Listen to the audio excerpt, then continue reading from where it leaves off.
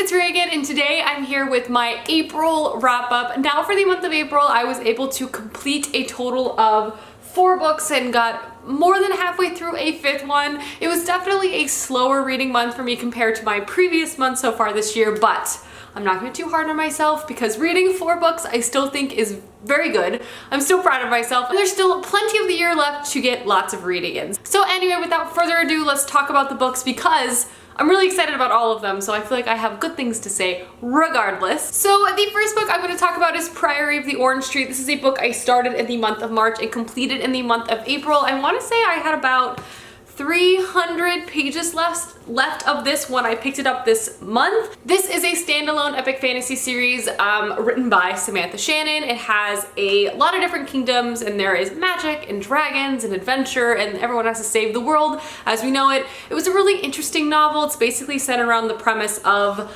thousands of years prior to this book, an event happened which kind of became the origin to many different religions, but the interpretation of that event created different religions, and these different kingdoms ascribe by these different philosophies and do not trust or talk to each other. However, when these old villains and these old magic begins to kind of rise in the world again, everyone kind of has to confront their beliefs and confront each other to save the world and put aside their differences. I thought this book was really interesting. It had some great romance. There's female romance in this, as well as some really great politics. I did think the ending felt a little fast. I felt like we got so much great build up, lots of relationships and adventure and world building, and then I just felt like the end came and then it was over. I just felt like I wanted more time kind of coming into that end game part of the book. I really actually thought this book could have been longer, which I don't know if anyone has said that, but 2 books maybe at 600 pages apiece.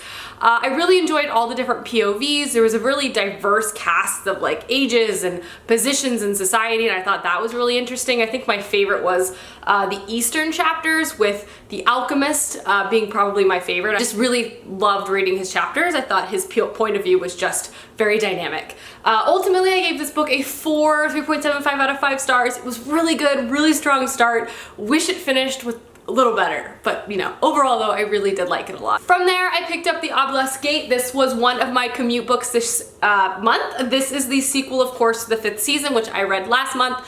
Absolutely fell in love with. This has fast become one of my favorite trilogies of all time, the Broken Earth trilogy. It is just so unique and unlike anything I've ever encountered in the fantasy genre before, and it just constantly is blowing my mind. This is set in a world where humanity basically faces the end of the world constantly. The Earth itself is almost like a main character.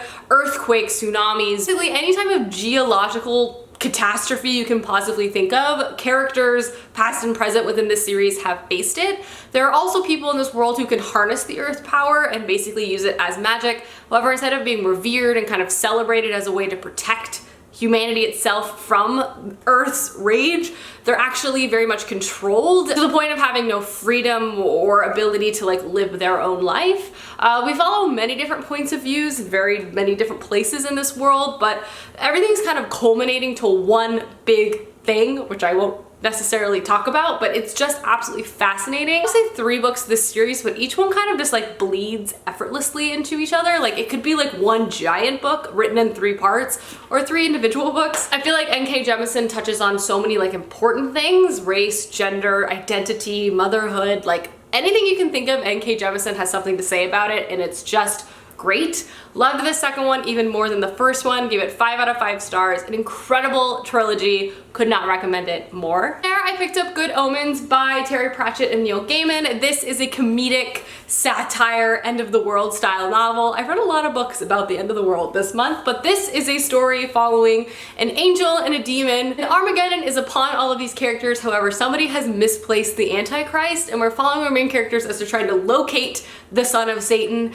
to either stop or push on Armageddon. It's a really funny book. I ended up actually listening to the audiobook halfway through, and I will say that really bolstered, like increased my experience with it. It's also being turned into a TV show, which I think will be absolutely hilarious. This book's strong suit is definitely in its chatter, its humor, its dialogue back and forth between characters. It's very, very dry humor. You honestly have to be paying attention, otherwise I feel like I'd miss stuff. Ultimately, I did find this book really entertaining. I was laughing out loud quite a bit. I did find it a bit slow at times, I will say, but I really feel like that was rectified when I picked up the audiobook.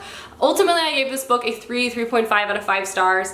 I thought it was a lot of fun. I think the idea itself is just so hilarious, and then when you add layers of drama and humor to it, I think just like makes it a really good time. Can't wait for the TV show, as I've already said, but yeah, 3.5 out of 5 stars. From there, I picked up Kingdom of Copper by S.A. Chakraborty, and I loved this book so much. This, of course, is a sequel to The City of Brass, which is a Middle Eastern inspired fantasy story where we follow our main character, who is a con woman in 18th century Cairo. And at the beginning of the first one, she accidentally summons a warrior genie, and she's like swept away to their capital city and put dead center into all of their century, 1,000-year-long politics and conflict between various different groups within the city.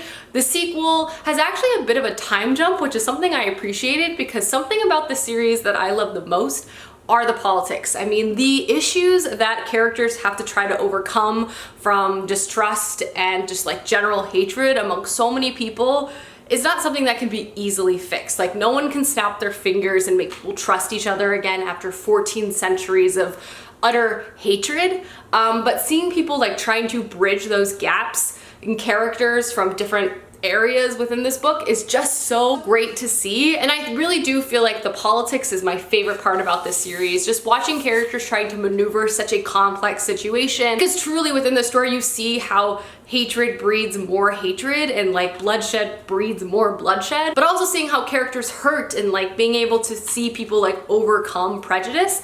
I don't know, I really love this book a lot. It also has a lot of action as well. It's not just a political drama, but I do think the setting that S.A. Chakraborty writes is just one that is so captivating. I loved this sequel so much, and yeah, definitely 5 out of 5 stars.